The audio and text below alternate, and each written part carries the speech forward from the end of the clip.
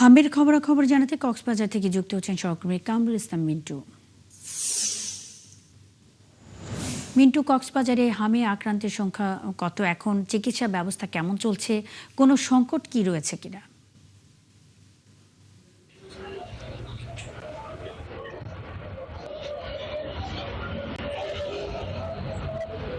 কক্সবাজারের সবচেয়ে বেশি হামে আক্রান্ত রোগীর সংখ্যা ভর্তি হচ্ছে। পুরো চট্টগ্রাম জেলার মধ্যে, বিভাগের মধ্যে কক্সবাজারের সবচেয়ে বেশি হামে আক্রান্ত হচ্ছে শিশুরা এবং বয়স্করা।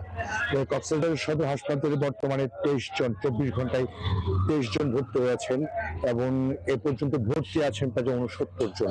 এবং ডাক্তাররা যেটা বলছেন, প্রতিনিয়তই কক্সবাজার সদর হাসপাতালে হামে উপসর্গ নিয়ে রোগীরা ভর্তি হচ্ছে এবং শিশুদের পাশাপাশি এখানে বয়স্করা কিন্তু হামে আক্রান্ত হচ্ছেন। আমরা অনেক লোককে এভাবে দেখেছি, যারা প্রথমে বয়স্করা আক্রান্ত হয়েছে, মা অথবা বাবা আক্রান্ত হয়েছেন, এরপরে শিশুরা, তাদের ঘরের শিশু যারা আছেন 5 বছরের নিচে, তারা আক্রান্ত হয়েছেন। এভাবে করে প্রতিনিয়ত চকরিয়া, পেকুয়া, মহেশখালী এবং রামু থেকেই রোগীরা এসে ভর্তি হচ্ছেন।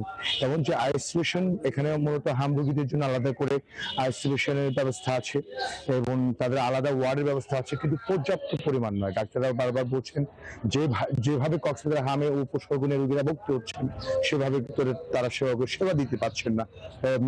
সাধারণ রোগীদের সাথে অনেকে সেবা দিতে হচ্ছে, যার কারণে এখানে এসেও অনেকে কিন্তু হামে আক্রান্ত হচ্ছেন।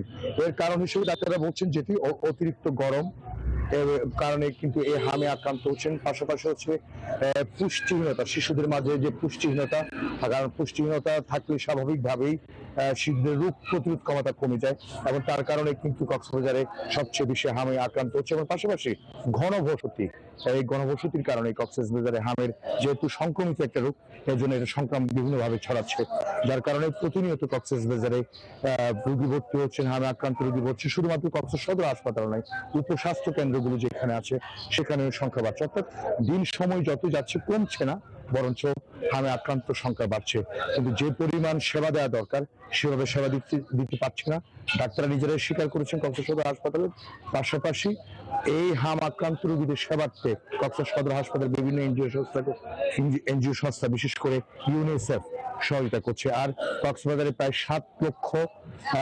5,70,000 রোগী, শিশুকে টার্গেট করা হয়েছে এবং ইতিমধ্যে প্রায় 60% হামের টিকা প্রদান করা হয়েছে, সে তথ্য দিচ্ছে। কিন্তু বিভিন্ন জায়গায় আমরা খবর নিচ্ছি, কোথাও কোথাও এখনো পর্যন্ত অনেক উপজেলা, ইউনিয়নে হামের টিকা প্রদান করা সম্ভব হয়নি। তবে কক্সবাজার সিভিল সার্জন যেটা বলেছেন, ইতিমধ্যে 60% হামের টিকা দেওয়া সম্পূর্ণ হয়েছে এবং অল্প সময়ের মধ্যে বাকি সব রোগীদেরকে বা শিশুদেরকে টিকা প্রদান করা সম্ভব হবে।